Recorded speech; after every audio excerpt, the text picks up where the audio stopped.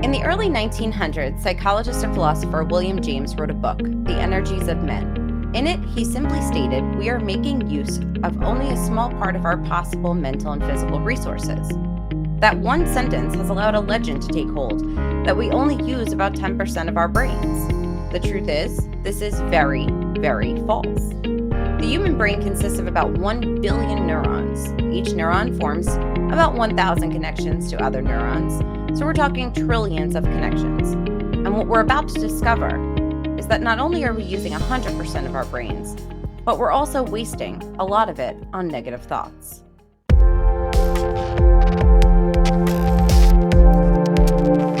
Okay, Brian, so let's go back in time to 1908. Mm-hmm. All right, William James writes this book. Yep. Okay.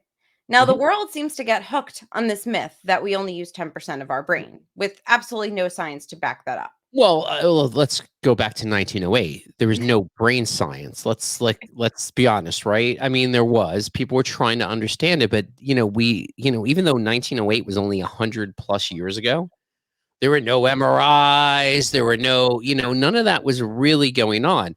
So pretty much like their understanding of brain activity was really nil. Let's be honest.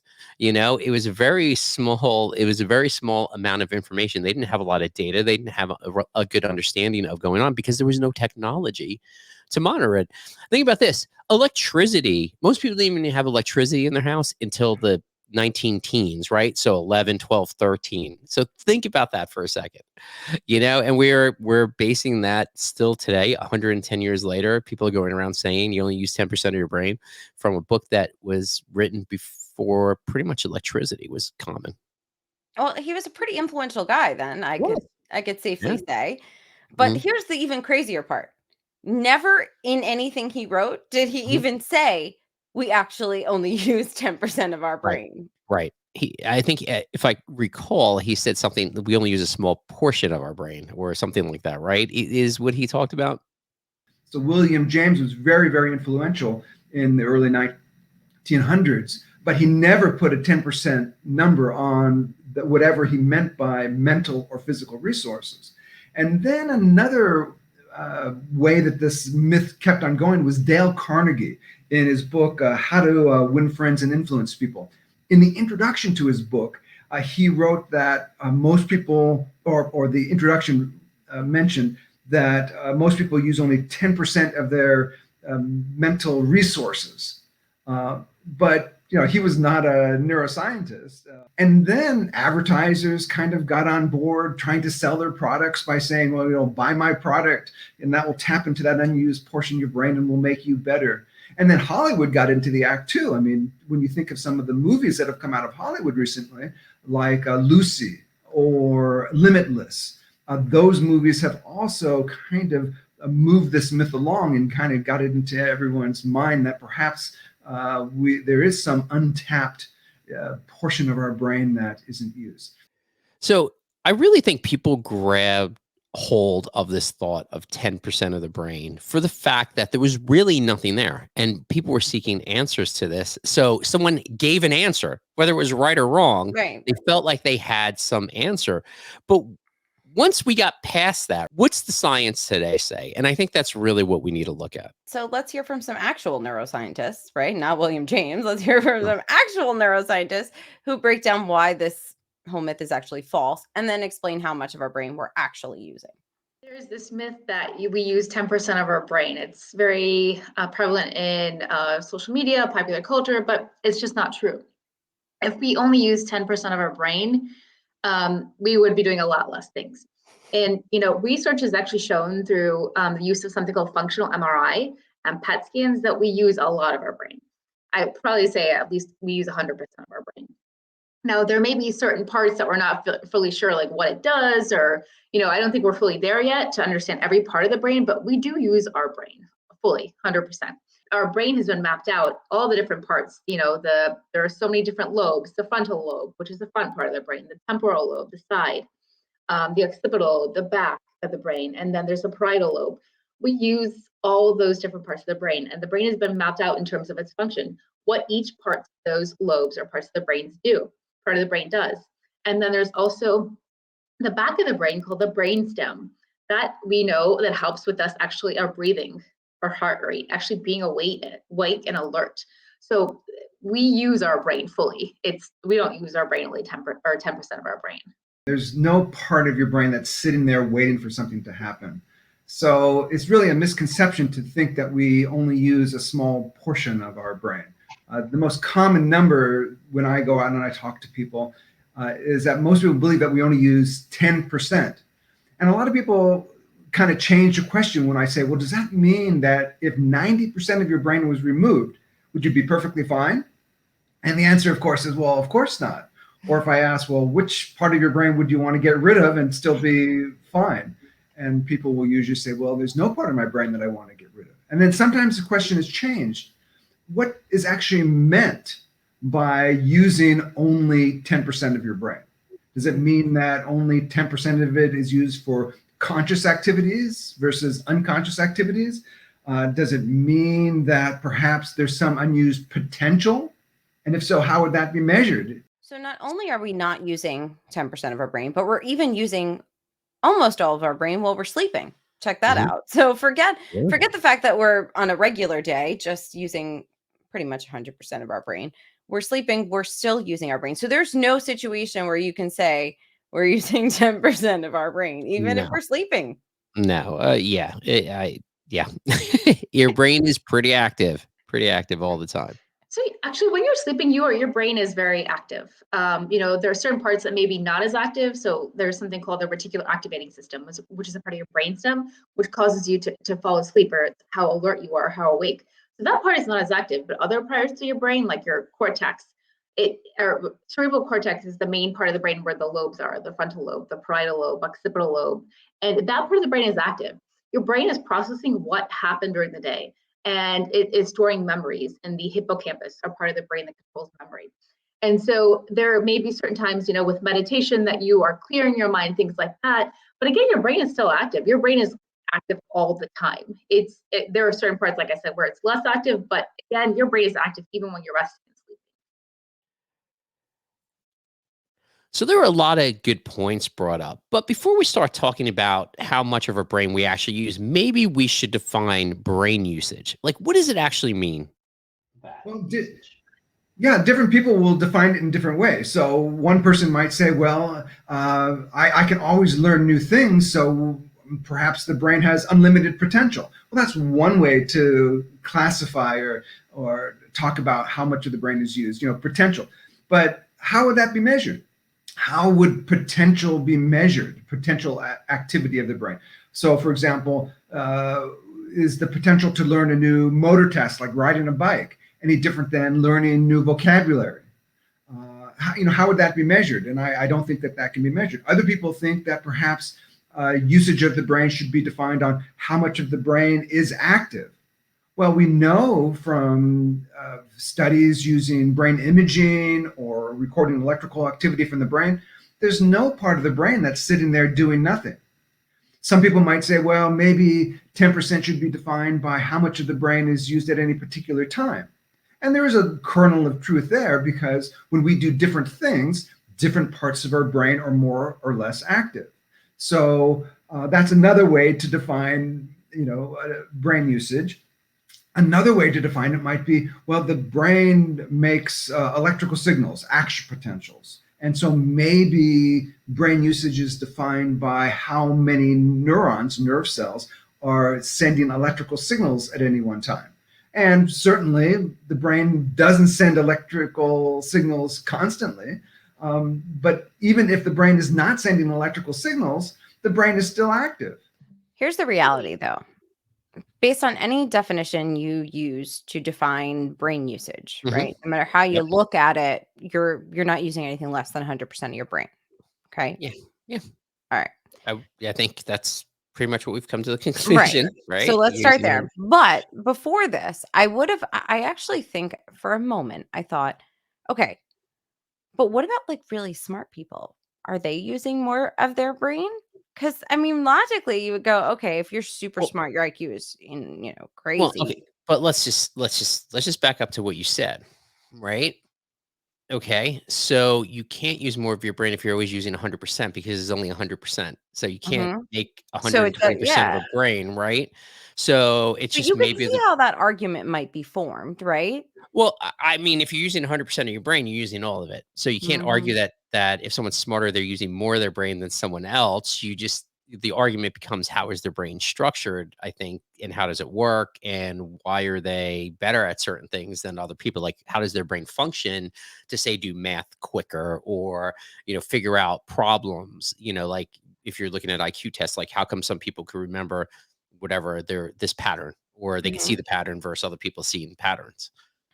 So I was super surprised to learn that smart people well, you know what? Let's just let everybody find out for themselves because I was surprised. All right? We'll let you listen in and then we'll come back to this. So when you look at the brains of some people who are experts, for example, very accomplished musicians versus novice musicians, there are some studies that actually show that experienced musician, their brains are less active than the novice musician. And that may be because perhaps the novice musician is struggling more to learn while it becomes more routine for someone who has those skills already involved.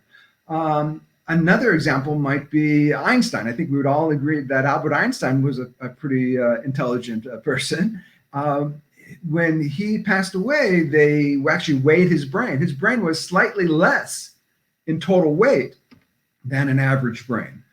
So just by looking at brain activity and comparing, quote, smarter people from those who are less intelligent, you can't really say anything about what a person is like.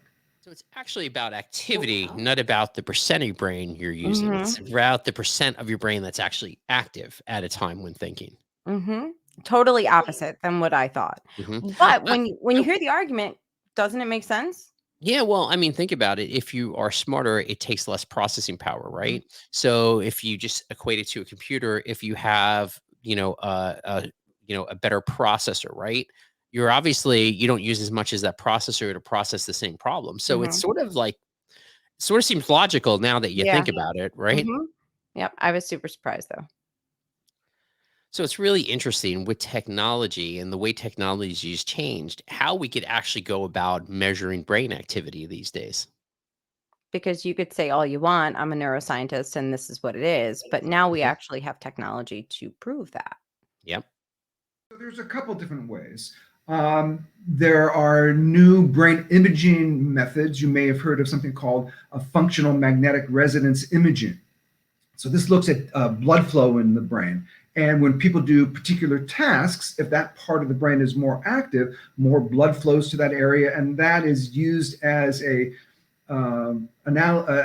reference of brain activity. So blood flow to a particular part of the brain. And so when you look at those images and the brain's all these different colors, that's showing more or less blood flow, more or less brain activity for a particular task. Now, when you see those colored brains, just because part of the brain is not as bright or not as active as another part of the brain doesn't mean that it's inactive.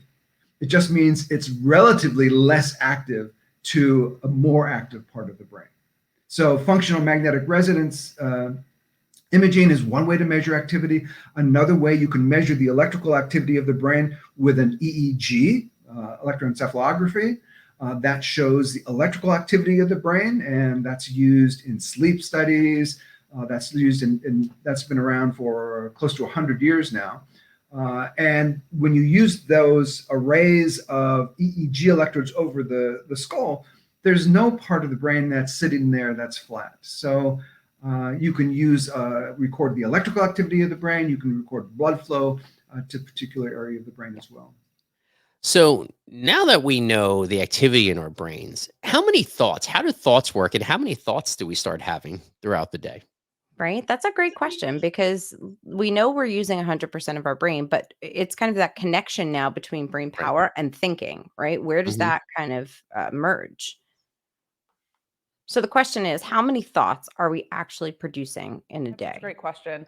I'd say the jury is out on that one. Anywhere from 6,000 to about 70 or 80,000 thoughts a day. It's dependent upon how you measure a thought, but there's a lot of research out there which will speak to thought worms at say 6,200, and then really when we look at them, somewhere around 70,000.